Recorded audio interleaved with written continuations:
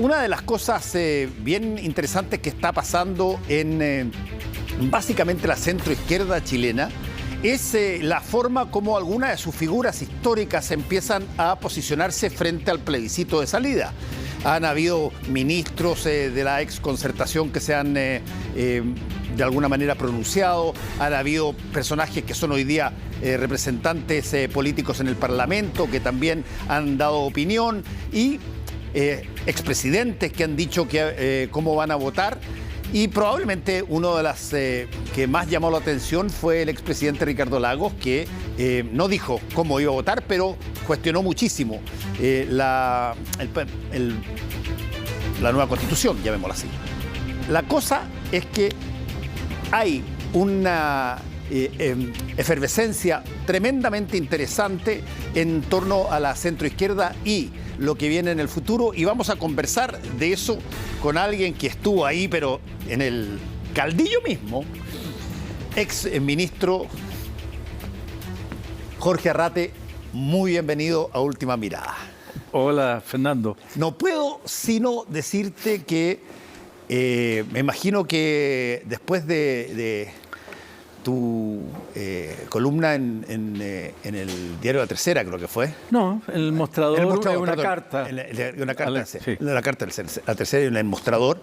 Debes haber tenido una semana hasta ahora bastante intensa respecto de, a ver, pero si Jorge Arrate es socialista, Ricardo Lagos también es socialista, fueron parte de un mismo gobierno, a ver, Mira, ¿cómo estás viendo Fernando, tú todo esto?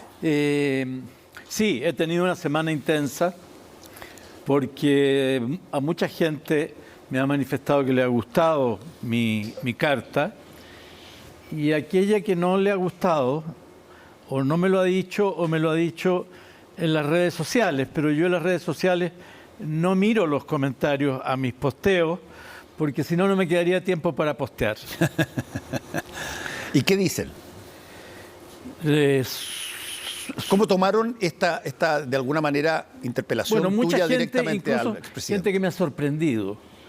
Me ha expresado su coincidencia con lo que es el espíritu fundamental de la Carta, que apunta precisamente a poner en el centro la cuestión que es la que nos convoca hoy día: apruebo o rechazo. Y yo todavía tengo dudas, no sé si apruebo feliz o si apruebo sin vacilaciones. Estoy dudoso. Esas son tus dos opciones. Sí, así es. A ver, uno incluso podría agregar una tercera opción. Uno podría decir, dentro de la misma lógica, tú podrías decir yo voy a aprobar con dudas, pero el acto de aprobar es más fuerte que todos los sufijos que después le agregamos, digamos. Sin embargo, hay mucha gente, y con razones perfectamente legítimas, que han planteado que el resultado de esta convención no se ajusta a lo que de alguna manera debiera ser una nueva institucionalidad, entre los cuales está el expresidente Ricardo Lagos. Por lo menos eso lo plantea. Él no dice cómo va a votar, pero él plantea que él esperaba que esto fuera una casa común y evidentemente no lo fue, según él. ¿Qué te parece a ti? Mira, yo creo que el tema central aquí es una opción bien clara, y es ahí donde yo creo que no podemos perdernos. Es una opción clara entre un camino que abre un espacio de mediano y largo plazo de construcción de un país que es un país más humano, que es más justo, que es más libre, que es más igualitario. Y la otra opción es seguir con la misma Constitución que fue aprobada en un plebiscito fraudulento en el año 1980 y que ha tenido una cantidad de modificaciones, la mayor parte de ellas positivas, pero que nunca logró convertirse en un texto constitucional que efectivamente desplegara una democracia plena. Esa es la opción. Yo soy muy respetuoso de todas las dudas. Venía conversando con el conductor que me fue a recoger para venir a este programa y me planteaba algunas de sus dudas y estuvimos conversando sobre esas dudas, porque es legítimo tener dudas y es legítimo que haya cosas en la Constitución que a mí hay cosas en la Constitución que no me gustan. Por ejemplo, A ver, a mí no me gusta el régimen político que quedó en la Constitución. Yo soy partidario, y lo soy desde hace muchos años, de un régimen semipresidencial. Y esa era la posición que tenía, por lo demás, el Frente Amplio en la convención. Yo no soy del Frente Amplio, yo soy de Plataforma Socialista, que está en Apruebo de Dignidad, pero no está en el Frente Amplio, pero coincidía con este punto de vista. Entonces, si tú me preguntas, yo te digo, cuando se presente una ocasión en que esto vuelva a discutirse, yo iré a sacar nuevamente mi banderita del sistema oye, pero semipresidencial. estás bien acompañado con mucha gente en la lógica semipresidencial. No te olvides que en un momento dado, Ignacio Walker, presidente de la Democracia Claro. Cristiana, y Carlos Larraín, presidente de Renovación Nacional, los dos plantearon la vía semipresidencial. Sí, había una cosa transversal en un momento. Recuerdo a otra gente que también Pero no hubo de la espacio para democracia hacer cristiana. reforma constitucional ahí. ¿Ah? Ahí no hubo posibilidad de hacer reforma constitucional. No hubo, y ahora no hubo posibilidad de concordar porque en definitiva no había la mayoría necesaria para un régimen semipresidencial. Pero esto es una cuestión adjetiva, a mi juicio. Lo fundamental es los grandes contenidos que tiene la nueva Constitución. Yo la he leído y te quiero decir lo siguiente, no quiero exagerar, pero la primera mitad de la nueva Constitución es una lectura que por momentos llega a ser emocionante. Es muy bonita la nueva Constitución, porque todo el capítulo sobre derechos fundamentales, todo el capítulo sobre la naturaleza, son proyecciones a futuro.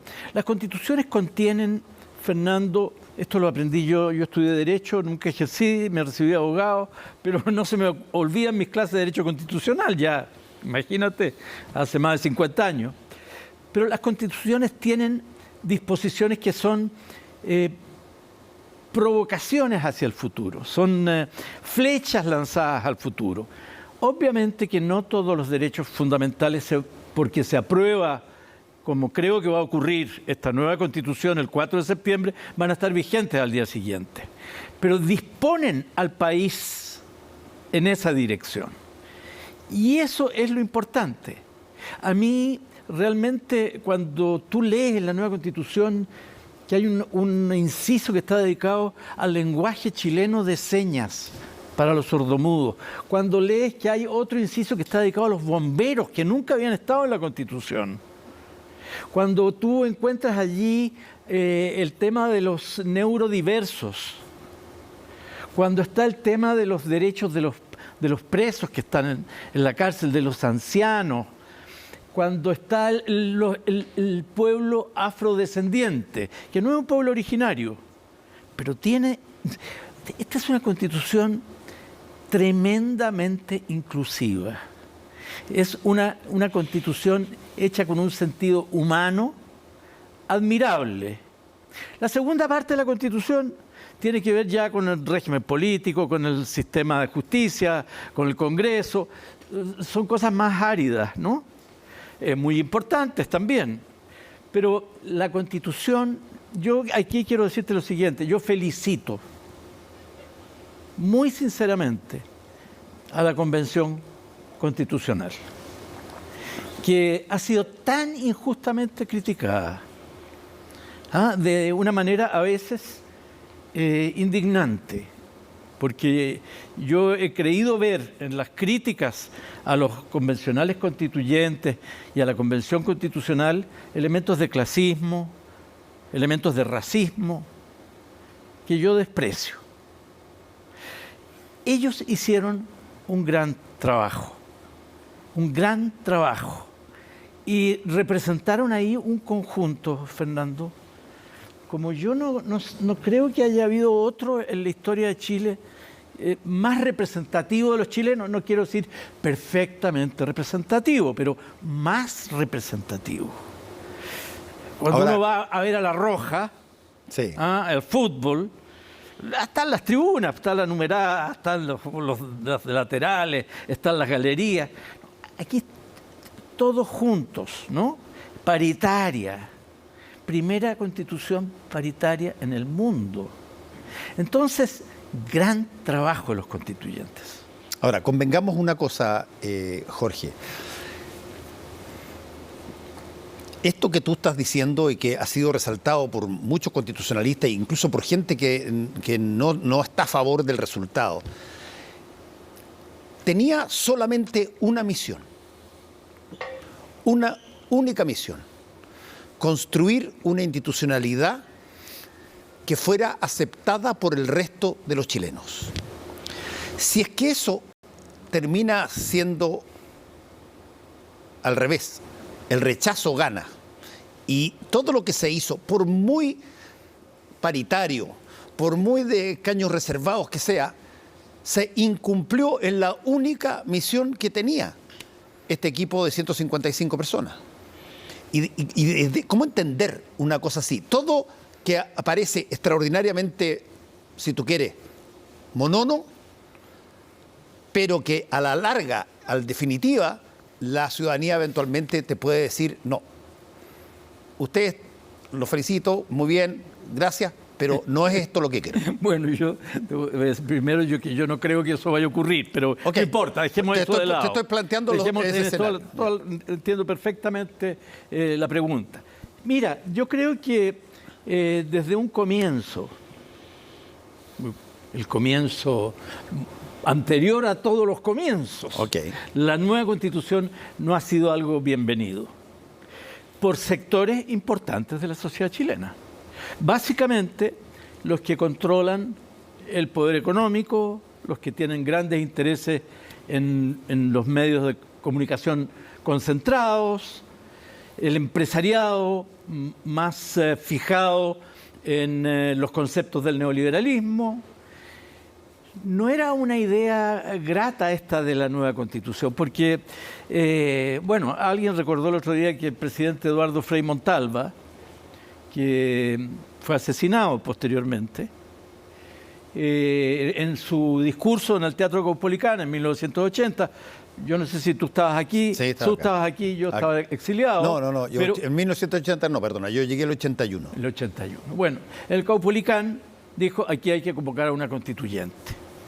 Y poco tiempo después salió un documento de la Democracia Cristiana, que yo lo tengo guardado en mi desordenado archivo, pero el otro día revisando papeles me apareció, que se llamaba, tú lo debes recordar, tenía un lindo nombre: Una Patria para Todos. Sí. Y ese, que fue un eslogan muy usado. Muy usado, y que yo creo, entiendo, no sé, que ese documento lo redactó Castillo Velasco, no Fernando, sino Jaime. Bueno, La Patria para Todos planteaba una nueva Constitución, y el grupo de los 24, que trabajó en dictadura, elaboró una nueva Constitución y trabajaban con la idea de una nueva Constitución. La derecha nunca aceptó esa idea de una nueva Constitución. Se opuso durante 30 años a la mayor parte de las reformas constitucionales que presentaron los gobiernos de la Concertación, porque seamos justos, probablemente, y que yo creo que fue así, la Concertación se fue corriendo de una zona de pugna por más democracia a una zona de mayor comodidad y conformidad. Yo creo que eso ocurrió. Es un tránsito que está recién culminando para algunos ahora. Bueno, pero ese tránsito que se hizo en ese periodo no pudo ocultar que los gobiernos de la Concertación enviaron reformas constitucionales, y que algunas reformas constitucionales, la supresión de los senadores designados y otros, no tenían ninguna posibilidad de ser aprobadas y no fueron aprobadas. Entonces, ¿qué ocurre? la presidenta Bachelet vuelve a tomar el tema constitucional. Y la presidenta Bachelet hace un esfuerzo. Yo creo que le faltó fuerza a ese esfuerzo porque yo era partidario. Yo no estaba ya en el Partido Socialista, así que no era parte de la nueva mayoría. Yo no estuve nunca de acuerdo con la nueva mayoría, estuve fuera. Pero yo veía esto como valioso, pero que tenía que estar fundado en algo que la presidenta no hizo, que era llamar a un plebiscito consultivo. Porque eso le habría dado la fuerza de masas, la fuerza popular, para poder seguir adelante con su proyecto constitucional. Bueno, ganó Sebastián Piñera, y lo primero que hizo su ministro del Interior, Andrés Chadwick. Chadwick, fue ir a no sé si era la ENADE o algún evento en la Casa de Piedra de grandes empresarios, y decir, mire, hemos recibido el último proyecto que presentó el gobierno anterior y nosotros lo vamos a encajonar. Sí. Porque los países requieren constitución cuando atraviesan crisis. Y nosotros éramos el oasis. Pero, eso es lo que decía Sebastián Piñera. El oasis. Sí. Solo con crisis se podía cambiar la Constitución. Bueno, no se dieron cuenta y vino la crisis. Ahora, hay un punto ahí, en todo este periplo que tú estás diciendo, que es la serie de reformas que se hacen, efectivamente, cuando se van los senadores designados, que hace el mismo presidente Ricardo Lagos, y que ha motivado, que es bien curioso, yo reconozco que el eslogan es bueno, pero creo que la idea detrás es media difícil de entender. El eslogan es, y lo dice muy claramente el expresidente del Partido Radical, Carlos Maldonado, yo prefiero la Constitución de Lagos. Pero resulta que cuando el plebiscito de entrada le pregunta a los chilenos si quieren cambiar la Constitución que están cambiando, y con el 80% que piden que cambie, es justamente la Constitución de Lagos. Entonces, la pregunta que... No fue solo Carlos Maldonado el que dijo que era la Constitución de Lagos, lo dijo el propio expresidente, ¿no es cierto? Bueno, entonces, voy a eso. Hoy día estamos y yo aquí traigo a personas de distintos signos a conversar sobre esta situación, y todos están de alguna manera posicionándose respecto de lo que debiera. Y hay dos incógnitas que te quiero preguntar.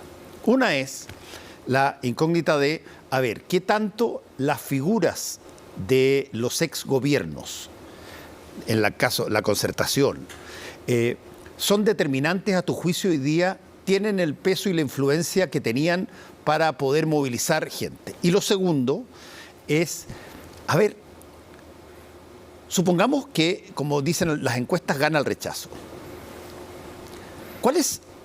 ¿Qué sucede después? ¿Qué debiera suceder después de eso? ¿Dónde está el mecanismo por el cual todas estas personas que dicen que quieren rechazar para cambiar las cosas, etcétera, cómo se junta eso si, según yo entiendo, solamente hay dos opciones: la del rechazo, que se vuelve a la Constitución vigente, o el apruebo, donde se cambia a esta nueva Constitución? Perdón, ¿cuál fue la primera pregunta? La primera pregunta es en todo este marco de cosas, ¿cuál es el instrumento o el mecanismo por el cual se puede generar una situación distinta a las que ya conocemos? No te entiendo bien. ¿En qué caso? ¿En el caso que se rechace? Esa es la segunda. Es que estamos en una situación donde empiezan a aparecer silogismos extraños. No, ya tú me preguntaste que si yo pensaba que todas estas grandes personalidades... Bueno, esa es la primera parte. Sí, Si tú pensabas que tenían hoy día la fuerza por haber sido constructores de eso... No, yo creo que no, Fernando, obviamente. Obviamente, porque las encuestas que yo tengo en más consideración son las encuestas que son parte de la investigación social, sociológica, que hacen los cientistas políticos, que son encuestas de examen de una realidad social. Y allí ya sabemos, los partidos políticos han ido así. Hoy día, no me acuerdo, pero es un 4, un 5% de la gente que valora a los partidos políticos como... y lo mismo pasa con la Cámara de Diputados, y lo mismo pasa con el Senado, lo mismo pasa con la Iglesia Católica, por otras razones, por el desprestigio en que ha caído. En fin, cuando yo veo el otro día un titular de un diario que dice solo 28% aprueba a la Convención Constitucional, oye, habría que aplaudirla de pie. Si a la Cámara de Diputados, al Senado, a los partidos, es mucho menos lo que los aprueba. ¿Por qué? Porque en Chile existe y se ha ido generando particularmente en el siglo XXI. Y creo que es algo que le ha costado, voy a usar la primera del plural, que nos ha costado mucho a lo que es la élite política que viene del siglo anterior, nos ha costado mucho entender que han emergido en los pueblos, en las ciudades, en las provincias, en las regiones, en todo Chile, organizaciones sociales muy poderosas en su entorno. A veces son chiquitas, pero como la ciudad tiene 100.000 habitantes, tienen una gran resonancia y dan peleas que son realmente importantes. Y esto se ignora. Yo escucho los debates que tú, las entrevistas que tú mismo las escucho todas las noches, que tú haces aquí, y a mí me sorprende cómo muchas personas viven hablando de los partidos políticos, porque los partidos políticos, esa no es tarea que deban cumplir, los partidos políticos tienen que cumplirla, los partidos...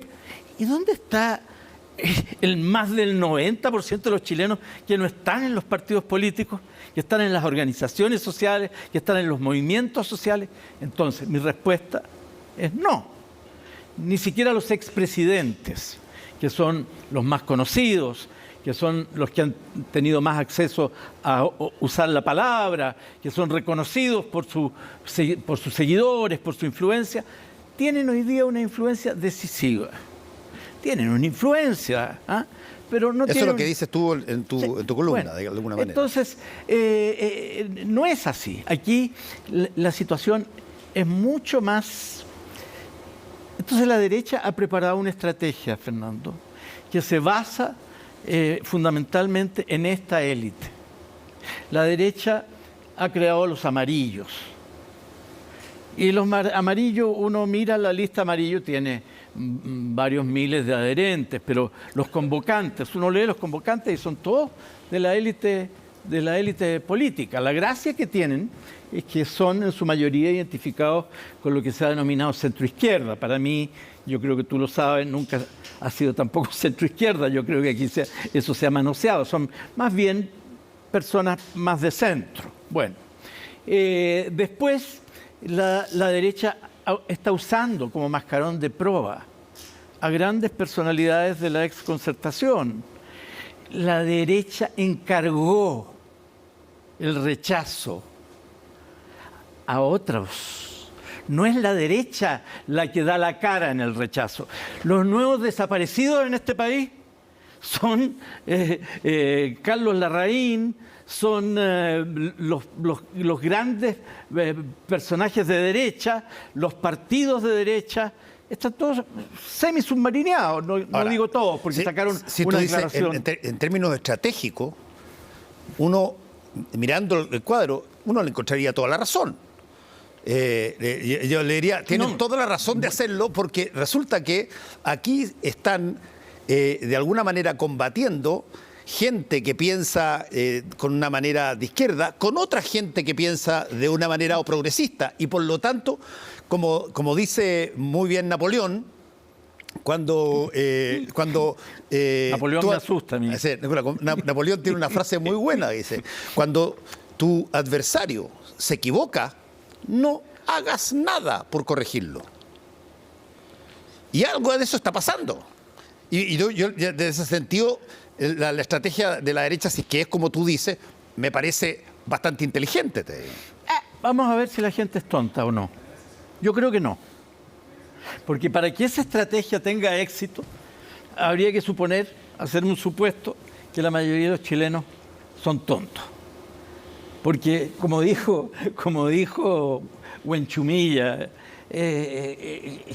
lo que la derecha está planteando es una estafa, es un engaño. Es un engaño.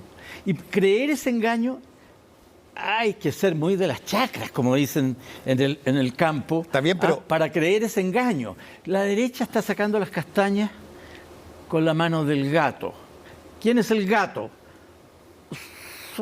Es toda esta parte de la élite que viene en un tránsito, ojo, viene en un tránsito de mucho más largo recorrido hacia las posturas a que llega hoy día. Porque el gobierno de Bachelet se había iniciado ese tránsito y realmente el comportamiento que algunos de estos personajes tuvieron en el gobierno de Michelle Bachelet, todos nos dimos cuenta que era un comportamiento verdaderamente abominable. última pregunta, porque no me queda más tiempo. Jorge, te quiero preguntar, ¿tú sientes de que este plebiscito, tal cual como montones, y esto lo he preguntado varias veces, tal cual como ha pasado antes en la historia de Chile, donde un evento de alguna manera genera toma de decisiones que terminan en fracciones de partidos políticos, posiciones muy distintas entre distintas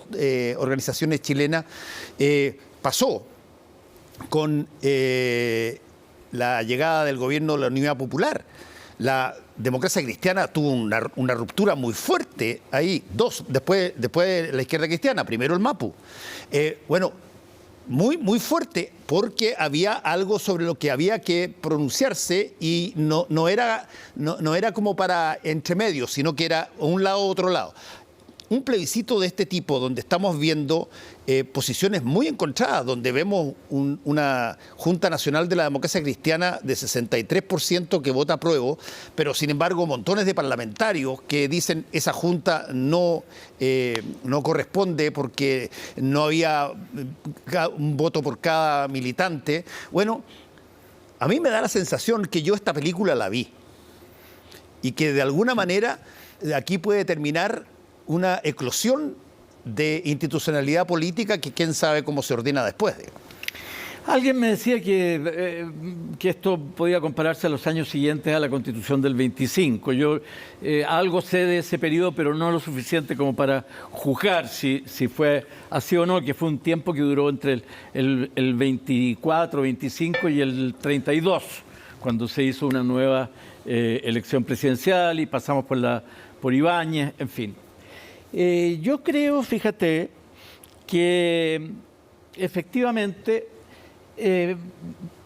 se enfrenta una coyuntura que es bien complicada y porque hay en curso distintos procesos de maduración. Uno de ellos es el que tú has mencionado, que es ya una crisis mucho más declarada de los partidos políticos. Fíjate tú, si tú miras el Partido por la Democracia, yo entiendo que oficialmente convocó a discutir su Posición. reconstrucción, Sí. su reconstrucción en otro, y leí también que consideraba que había algunos referentes como el Partido Liberal, la Federación Regionalista Verde, que es parte de Apruebo Dignidad, que serían interesantes para este proyecto del PPD. O sea, es un partido en que su propio presidente, Heraldo Muñoz, cuando era presidente, dijo el PPD tiene que terminarse. Un gran coraje de parte de Heraldo. De alguna manera, acuérdate, fue declarado como un partido transitorio. ¿Cómo fue el nombre que le pusieron? Instrumental. Instrumental. Solamente servía y se iba a desaparecer después del plebiscito del 88. Por supuesto. Pues. Acuérdate, Fernando, yo soy también uno de los fundadores. De los fundadores.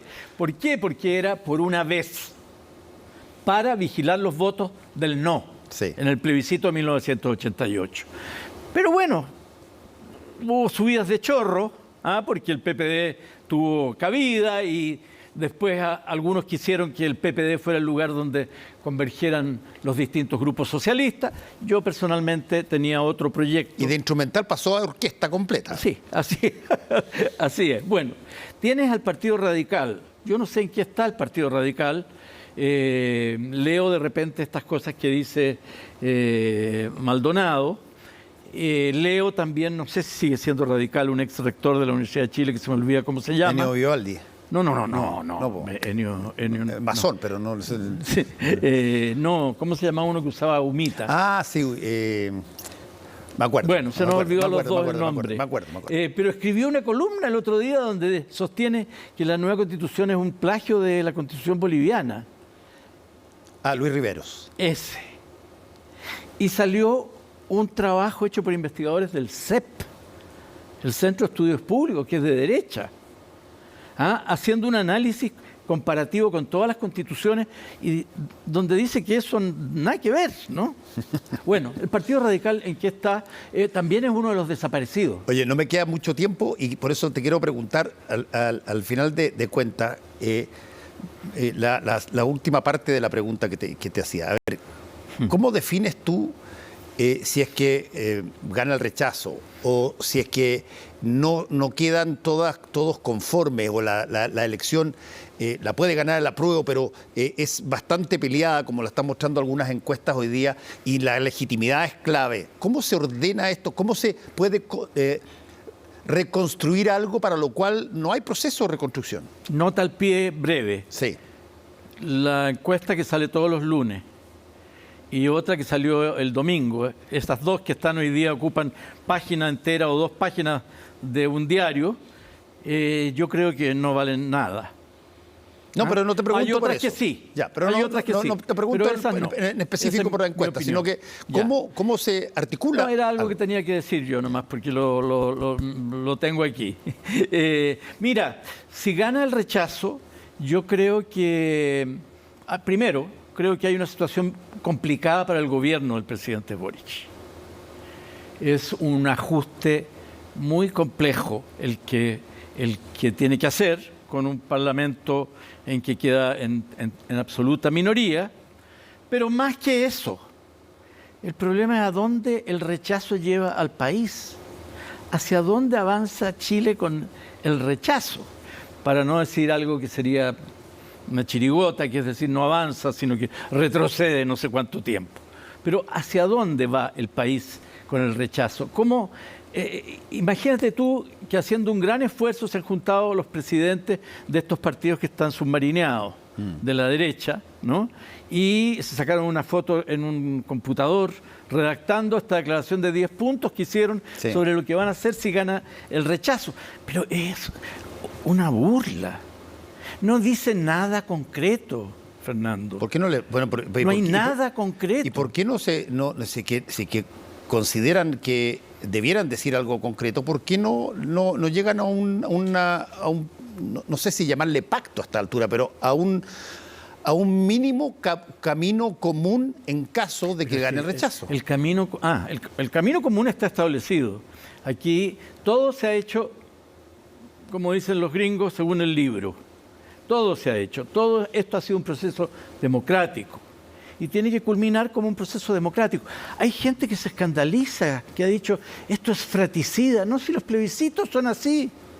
Los plebiscitos son opciones generalmente binarias, en que se producen enfrentamientos. Y que generalmente, por lo menos en el caso de Chile, en los plebiscitos trascendentes, tienen una realidad política antes y otra realidad política después de la votación. Claro.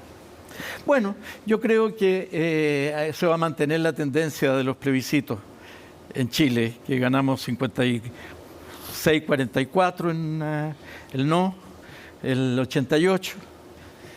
Yo creo que por ahí van a andar las cosas, Fernando. Entre 45 y 55 a favor del apruebo. Estás de pitonizo. Sí. Porque son todos pitonizos, se salen encuestas todos los lunes, que son trabajos de pitonizo. Imagínate que son encuestas telefónicas en que el 90% de los que llaman por teléfono no contestan. Oye, No aprueban la se me encuesta. acabó el tiempo. Jorge, fue un gusto hablar contigo. Y vamos a ver, porque voy a conversar con varias personas durante los días que vienen de distintas partes sobre cómo lo ven. Y me gusta que haya sido muy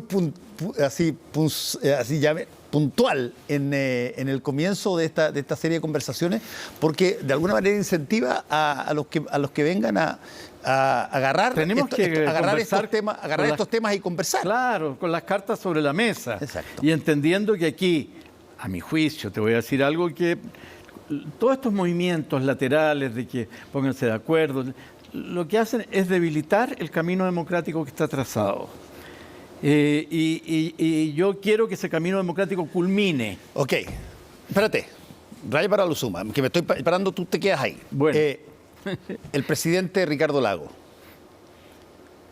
debió, este es el presidente, como lo dice Jorge Navarrete en una columna en forma extraordinaria, a mi modo de ver, dice, perdón, este es el presidente que dice a los chilenos, vengo a hablar por 15 años de silencio.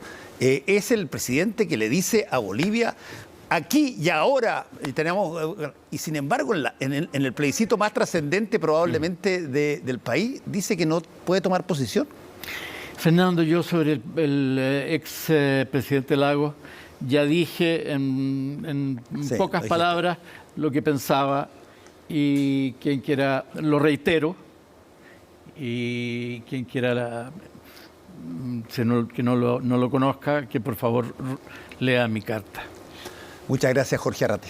Gracias.